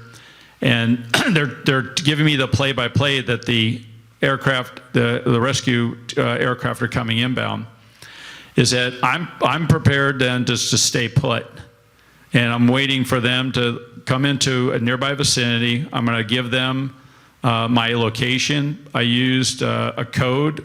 The GPS latitude and longitude coordinates I had were because our life support unit went and with discretionary funds bought a GPS handheld unit at an outdoor sports goods store. They were not U.S. military issued GPS handheld units. We didn't have those at that time. So, but I used the coordinates to pass the code to T.O., which he deciphered. He passed it to Magic, but we had other codes. Okay, we had other ways of telling, the forces as to where we were, and I used certain information on open frequency, again, to tell them to understand where I was. Fast-moving F-18s came over to mark my position to make sure that all of this was accurate. And so they had a lock-in on where it was. They're approaching in from the south. We're taught how in survival training you take out your compass and you can fly and give them headings to fly right into your position. I'm now talking to the pilots inside the MEU on the trap team, those four helicopters. I'm talking to the lead mission commander directly to give him headings to fly right into my position. And the fog was there, but I will have to tell you, after 5 days of being out in that area, I knew that as the sun came up, it burned off with the sun. And as they're approaching, I saw one of the most beautiful sights I've ever seen in my life. And that was the United States Marine Corps helicopter coming over the horizon, halfway around the world in a war zone to save my life.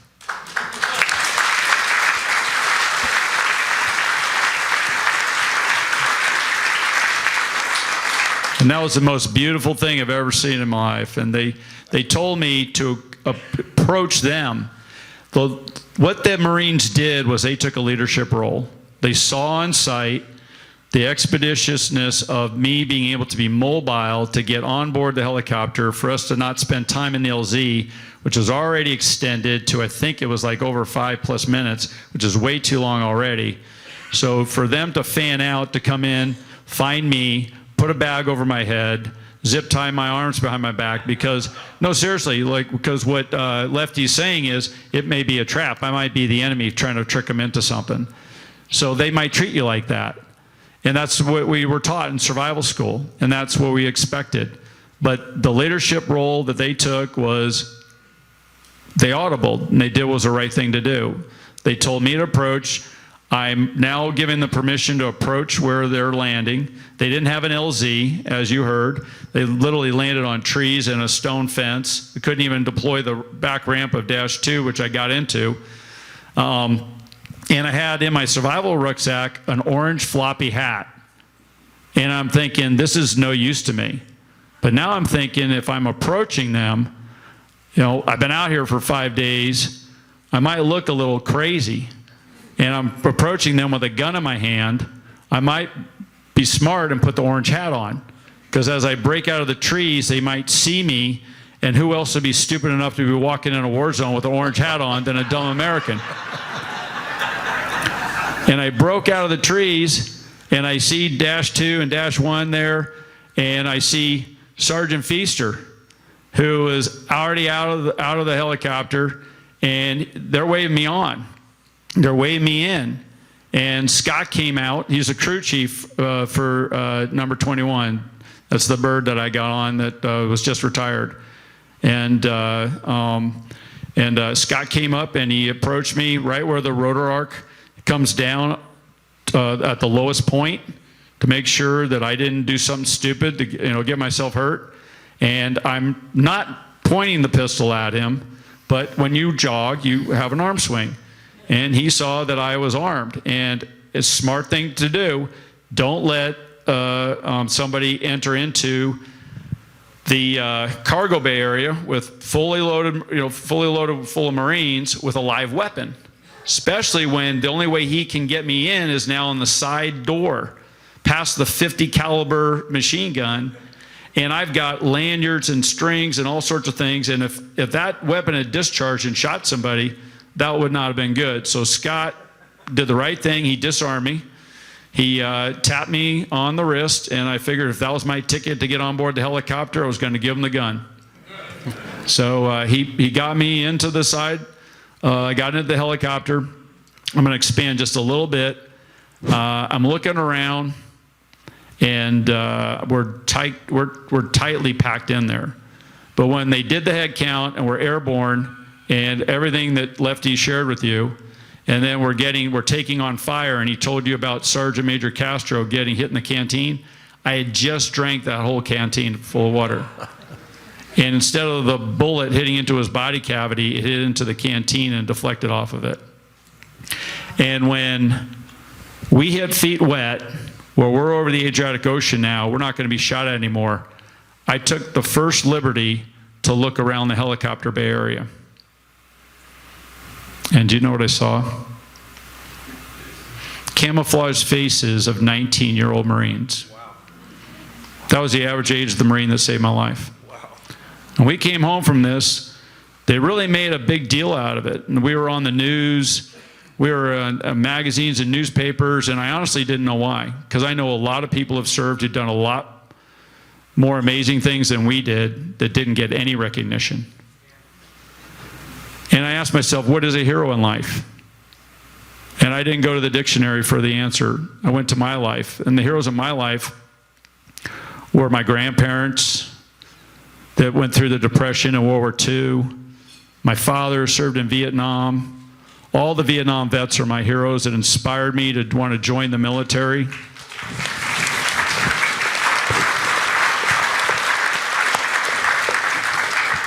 And what I learned is that it's people who do things like all of you here and your role in your community of giving back to your community that make people heroes. And with that, what I realized when I came back to the United States is that the greatest part of the United States is not the halls of government or the halls of big finance or the entertainment world. It's you, the American people, that make this country a great place. And I thank you for that. God bless you.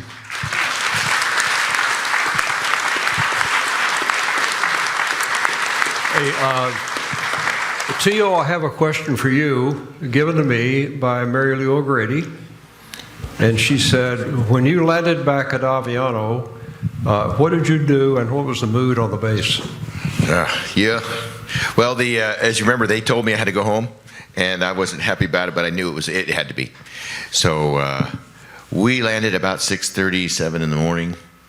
I think it was about that time. The sun was up, and we go into the squadron. And since that, the guy at the squadron desk had called me a few hours earlier and asked, "Hey, are you ready to come home yet? Where are you?" And I told him, well, after he got done talking to me, he started making phone calls around Aviano to the commanders. And so by the time we got there, the squadron is filled with fighter pilots from both squadrons. And you have to picture an area about as deep as from here to the wall and about this big. Okay, that's about it, because we were in a little squadron. The 510th had a little squadron in front of the ops desk, or a little area in front of the operations desk where we could stand. And then there's a big desk, and behind the desk is our wing commander, who had just replaced General Campbell. Wow. And he was on the bat phone talking to the Vicenza, the Air Operations Center, giving us a play-by-play. And everybody's piled in there, and I got drug into the vault, and they said, "Hey, General wants to talk to you." And it was the 3-star from the numbered Air Force commander, General Ryan, and he said, "T.O., what happened?" And I said, well, you know, we had some extra gas, and he came up on the radio, and he's, all right, good job. And and he's the only one really from the Air Force that asked us what happened, really. So I'm standing in front of the ops desk watching our wing commander in my flight gear. I still have my harness on and everything, and all these guys are crammed in there, and the colonel behind the desk is giving the play-by-play, and he's saying, the Marines overland now. And there'd be a long pause, and we're all talking, oh, again, this is amazing. And they see him.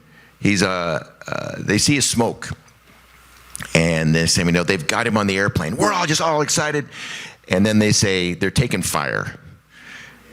And I tell you, you could hear a pin drop. And I think I don't know how long it took you guys to get him on the Kearsarge from that point, but it seemed like about 30 minutes. I don't know, but everybody was afraid to exhale. It was just like picture all these macho guys just staring at one dude behind a counter with a phone. And finally, he says, they got him on the boat. And the place just erupted they don't make movies this exciting. Guys hugging each other and crying. And it was really, really an event that, I tell you, they do not make movies that exciting. So that's what we came back to. So it was a pretty happy ending. So. Great.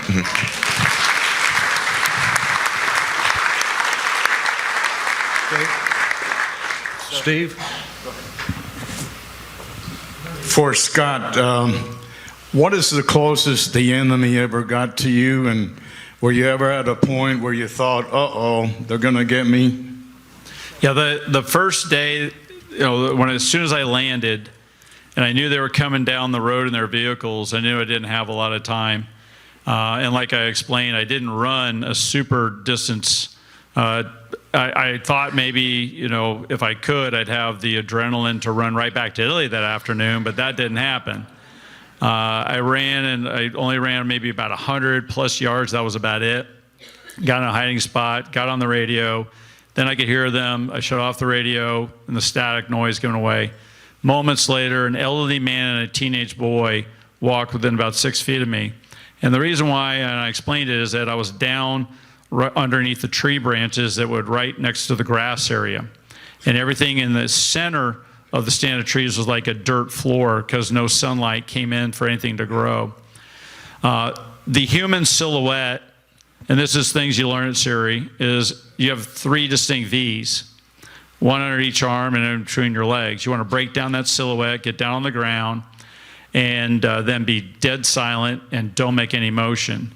And I went through very painstaking, slow motions to be able to even evade or do anything out there. If I was rolling from my side to my back to access something off my survival pack, it would take a half an hour.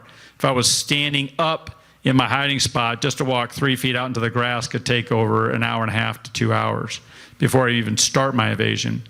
So the next day, I did get into a short distance that night to go into an area where I could feel like I could inventory what was in my survival rucksack and on my survival vest. And I started coming up with a game plan. Nobody knows I'm alive. How am I going to get out of this? I started coming up with tasks I had to accomplish in priority, as well as a time frame to achieve mission success. And I came up with a 45-day game plan based off of battery power and no food. But that didn't mean if I was not successful at that time frame, I was going to quit, die, and roll over, give up. You just reassess your time frame and continue. The next day, more people walked by me very close by. Not 6 feet, but very close by because, again, same scenario. I'm hiding right along the edge of the tree line. And the good thing is that they never came up on me quietly. They were always randomly talking. They were always in pairs, and I could hear them approaching me. I was never fully covered, never fully camoed. But if you're ever out hiking, or if you're a hunter, or if you're an outdoorsman, you know that sometimes you don't see a bird or a squirrel until it moves, and then the motion catches your peripheral vision, and you look over to see what was that just made that movement. So going back to it, motion and noise would get me caught or killed. And so that was where the next time I ended up making contact with human beings was I stayed put and I tried to make radio contact. I'd either focus at night on radio communication or I'd focus just solely on evasion. I got to a spot and it actually ended up being pretty close to a farmhouse area. And when the sun was coming up, I saw I was exposed. And I did a quick movement to get into a little hiding along the edge of a field around right just to the north of that farmhouse. I actually just looked at the satellite photo of it today. And while I was in that hiding, the cows and the farmer who came and brought his cows from the holdup area out to the pasture in the morning and brought his cows back at night, he had a cowbell. And I called him Tinkerbell. And he came fairly close to me, but his cows were eating at my feet. And then it was where the following night, where I made and evaded, I finally started to get away from anybody being right on top of me. But the very first day of when I was on the ground, there were a number of paramilitaries walking around. And they shot into the area 6 times of an area about twice the size of this room, as I mentioned before, shooting at whatever they saw that was moving or heard, thinking it was me. So that, and the only other contact of seeing people was the helicopter for the first 2 days flew right over the tree line above me. And then I could hear it was expanding its search envelope, and I could look up and see the pilots. So I hope that answers your question on the human activity I saw. And no, I did not make contact with anybody on the ground. And if you heard that rumor, I have to tell you, I started that rumor because I got so bored with telling the truth to all these old men that I had to tell them that I met a cute Bosnian girl while I was out there. I hope that answers your story. Or question. We have one more question here, and then I've got one for you, and then Scott, you'll have the last one. Yes, sir. Thank you. I really appreciate you guys being here. This is, I don't have a question, but in 1995, I was the JSOTF 1 deputy commander in Incirlik. So some of you, I don't know, you might have been in Incirlik too. So our unit, our JSOTF, had the same responsibility for Iraq that JSOTF 2 had in Aviano. So when Scott got shot down, we heard about it right after. So we were very interested in what was going on. So we were following it. And I did read Scott's book as soon as it came out, but I didn't get all of the flavor that you guys were able to put out today, and I appreciate it. But I was there the whole time that he was on the ground. Thank you, sir. Thank you. And you mentioned that's a great lead-in. My last question for Scott is on the book. And you look behind you, Scott, there are 3 books that are about your experiences. Could you tell folks about those? I think they're all out of print, unfortunately. Well, yeah, they're all, you don't join the military to write books. And to be quite honest, sir, I didn't want to do anything. I didn't want to write a book. I didn't want to give speeches. I just wanted to go back to my unit and go, and I didn't know what was going on around the world. I lived overseas for 4 years. Korea, Germany, Italy were my assignments. Actually, from Germany, we deployed to Incirlik and flew Provide Comfort in '94, 20 combat missions there, paired with Weasels. When I came back, I had some problem with my trench foot. And I told the Pentagon public affairs officer who was assigned to me, I said, I have to go to the hospital. So they brought me to the hospital at Andrews Air Force Base, and it was there that they treated me, but I was bedridden for a while. And during that, I had a lot of people wanting to talk to me. But when I was told that General Norman Schwarzkopf wanted to talk to me, I took his phone call. And General Schwarzkopf was like super cool. He was like this big grandpa figure. And he says, "O'Grady, you better write a book." And I said, "Well, sir, I'm not an author." He says, "But if you have to write what happened so that you historically preserve the truth as to what happened, or somebody's going to fictionalize it, and it's not about you. It's about you talking about how all of those involved in the mission and their service and what they did to save your life. And I dedicated the book to the 31st Fighter Wing, and the title and motto of the 31st Fighter Wing is Return with Honor. And we dedicated it to POWs and MIAs. So the book on this side, that's because General Norman Schwarzkopf inspired me to do that. And the Chief of Staff of the Air Force, he okayed it. I didn't know that you can write a book on active duty, but you're allowed to do so.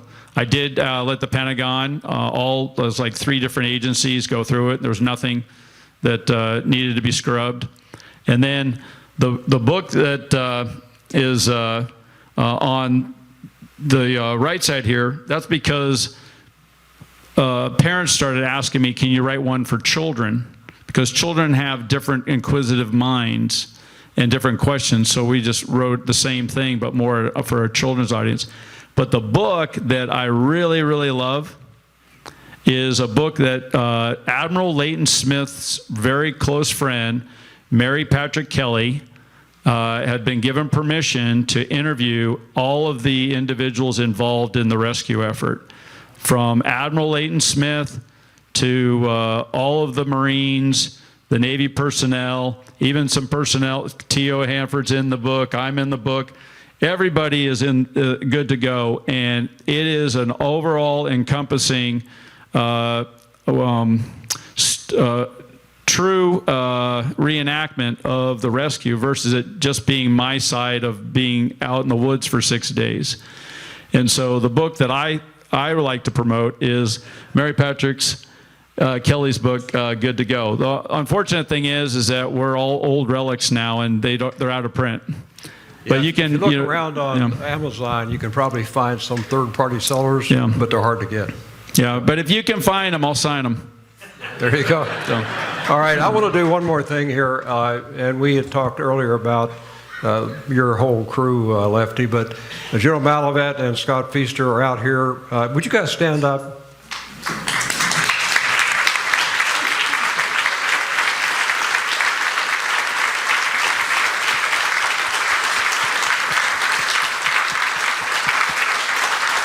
Great, thank you. General Campbell, if I may. Am I on? Okay. Oh, yes, go ahead. I would just like to take this opportunity. I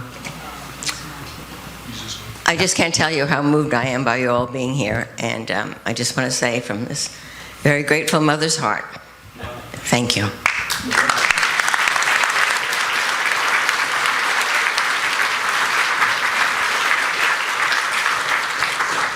Well said, and I think everybody in this room would totally agree with you. Gentlemen, Scott, T.O., Lefty, I've had an opportunity as a broadcaster for 30 years at NBC here in Dallas to cover a lot of things. I was at Sarajevo in 1984, now Bosnia, but I was getting ready, the Summer Olympics, like they will be this coming summer. We're going to Los Angeles in the summer. But we were off to the Winter Olympics in Sarajevo. Never heard of it, didn't know where I was going, but I remember it was like yesterday, and when you brought that up tonight, I went, oh my gosh. And yet, what I just heard tonight, and I agree that everybody in here is going to feel the same way. There's not a soul on the planet that is not going to leave here tonight, go home and tell whoever's waiting for them at their home what they were a part of tonight. And tomorrow, as we go to work, or we go to school, or we go wherever, we are all going to tell everybody what this was one of the most moving things that I was ever a part of, and I'm sure everybody here in this room would agree with me.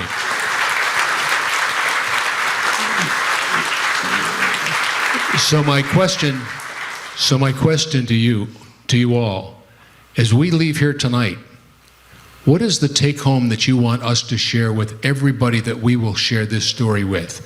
Whether it's our family, our wives, our children, friends, our community, people we work with, that we were a part of this here in June of 2026, 31 years later, what would you like us to share with everything that you've shared with us? What is the message that you would like us to share with all of our friends that were not a part of this tonight?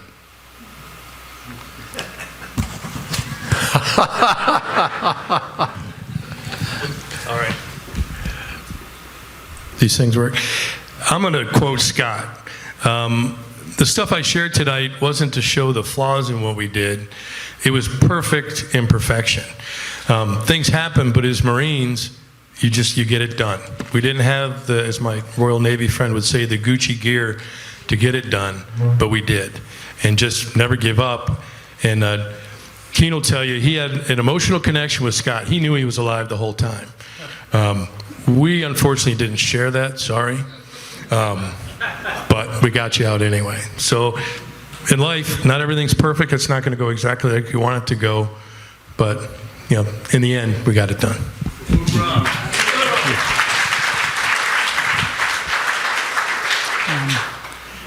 I learned a lot from this experience. And I've mostly been blaming myself for living in my future. I was never happy most of my life. I only thought I'd be happy when I achieved certain goals in front of me. Graduating high school, getting my driver's license, getting into the college I wanted, getting an ROTC scholarship, getting a pilot training slot, graduating pilot training with a dream jet assignment, getting my assignment to go remote to Korea, then stay overseas in Germany and Italy, getting upgraded to flight lead. But I was never happy with what I had. I always thought my happiness came when I achieved the next goal in front of me. And I learned that in life is very, very short. It's a vapor. I have so many loved ones that are no longer here with us. They have been promoted to heaven.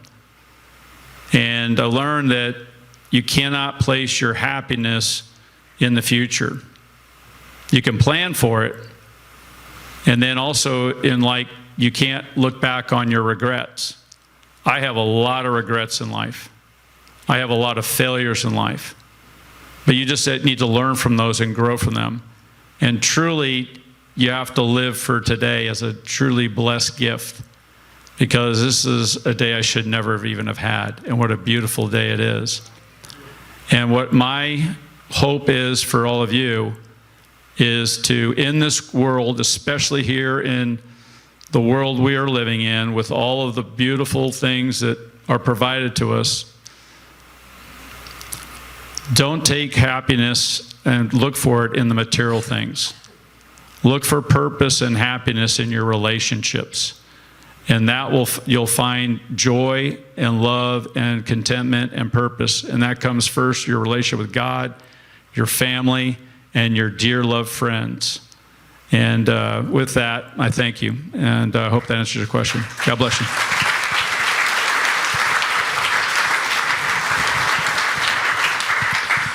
All right, well, I got a few things out of this, but some of them I didn't get till later, and then I had to reflect back. First of the three things I'll talk about is I started telling all my young lieutenants and captains when they go step to fly, and it's a quote that I think is Winston Churchill.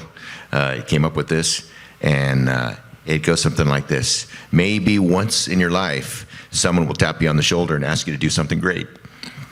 Wouldn't it be a shame if you were not prepared? Yeah. And I would tell them that. I said, today's the day. Today something's going to happen, and you're going to be ready. I mean, the second one is I don't regret. I mean, there's some things in my life I regret I did. Most of the things that my regrets in my life are the things I didn't do. And we can make such an impact to people around us, because you know what probably needs to get done in your life, with people around you, in your business, because people need each other. And it's the things that you don't do that you can look back and go, man, if I should have just done it. I should have done it. And I could have made such an impact. The last thing is, I didn't learn this until I was about to retire, and I was over at Masao Air Base, and the Stars and Stripes overseas paper, they were doing a little story on my retirement. And the reporter asked me, he said, he was going over my missions in Iraq and then this mission, and he said, weren't you ever afraid? And I thought about, I'm just a dude. I've been afraid a lot. But the missions that were impactful, that I had the successes from it, were the ones where I wasn't afraid. And it's not like I'm some crazy guy who's not afraid of things. I certainly am. There's certainly times in my life of flying I've been afraid. And I started thinking about it. All my successes and failures in my life, they had one common denominator. Where was the motivation for my actions? And if I was not part of the decision tree or the motivation, meaning how was I going to look, or is this going to benefit me? If I was not in that decision chain, then that's where the successes were. I mean, those were where all the things that went right came from. And if I was in the decision tree, yeah, some of them might have been successful, but kind of watered down, and you've probably seen that.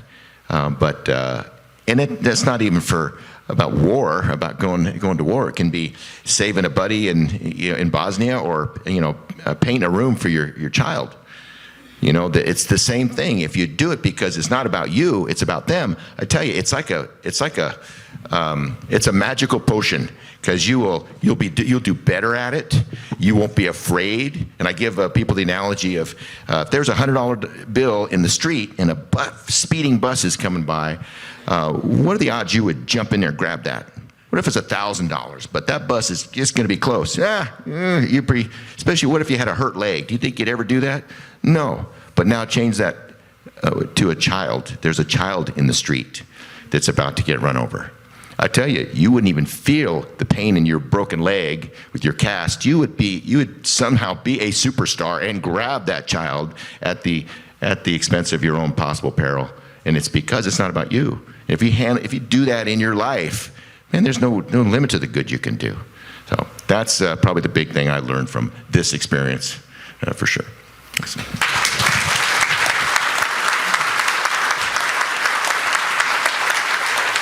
Guys, thank you so much. As I said, we're going to hopefully have a really professional quality archive of this, and you get to watch this, and a lot of folks out of here will want to watch it. So if you would remain on stage, we've got a few things to finish up. Scott, I'll turn it back over to you.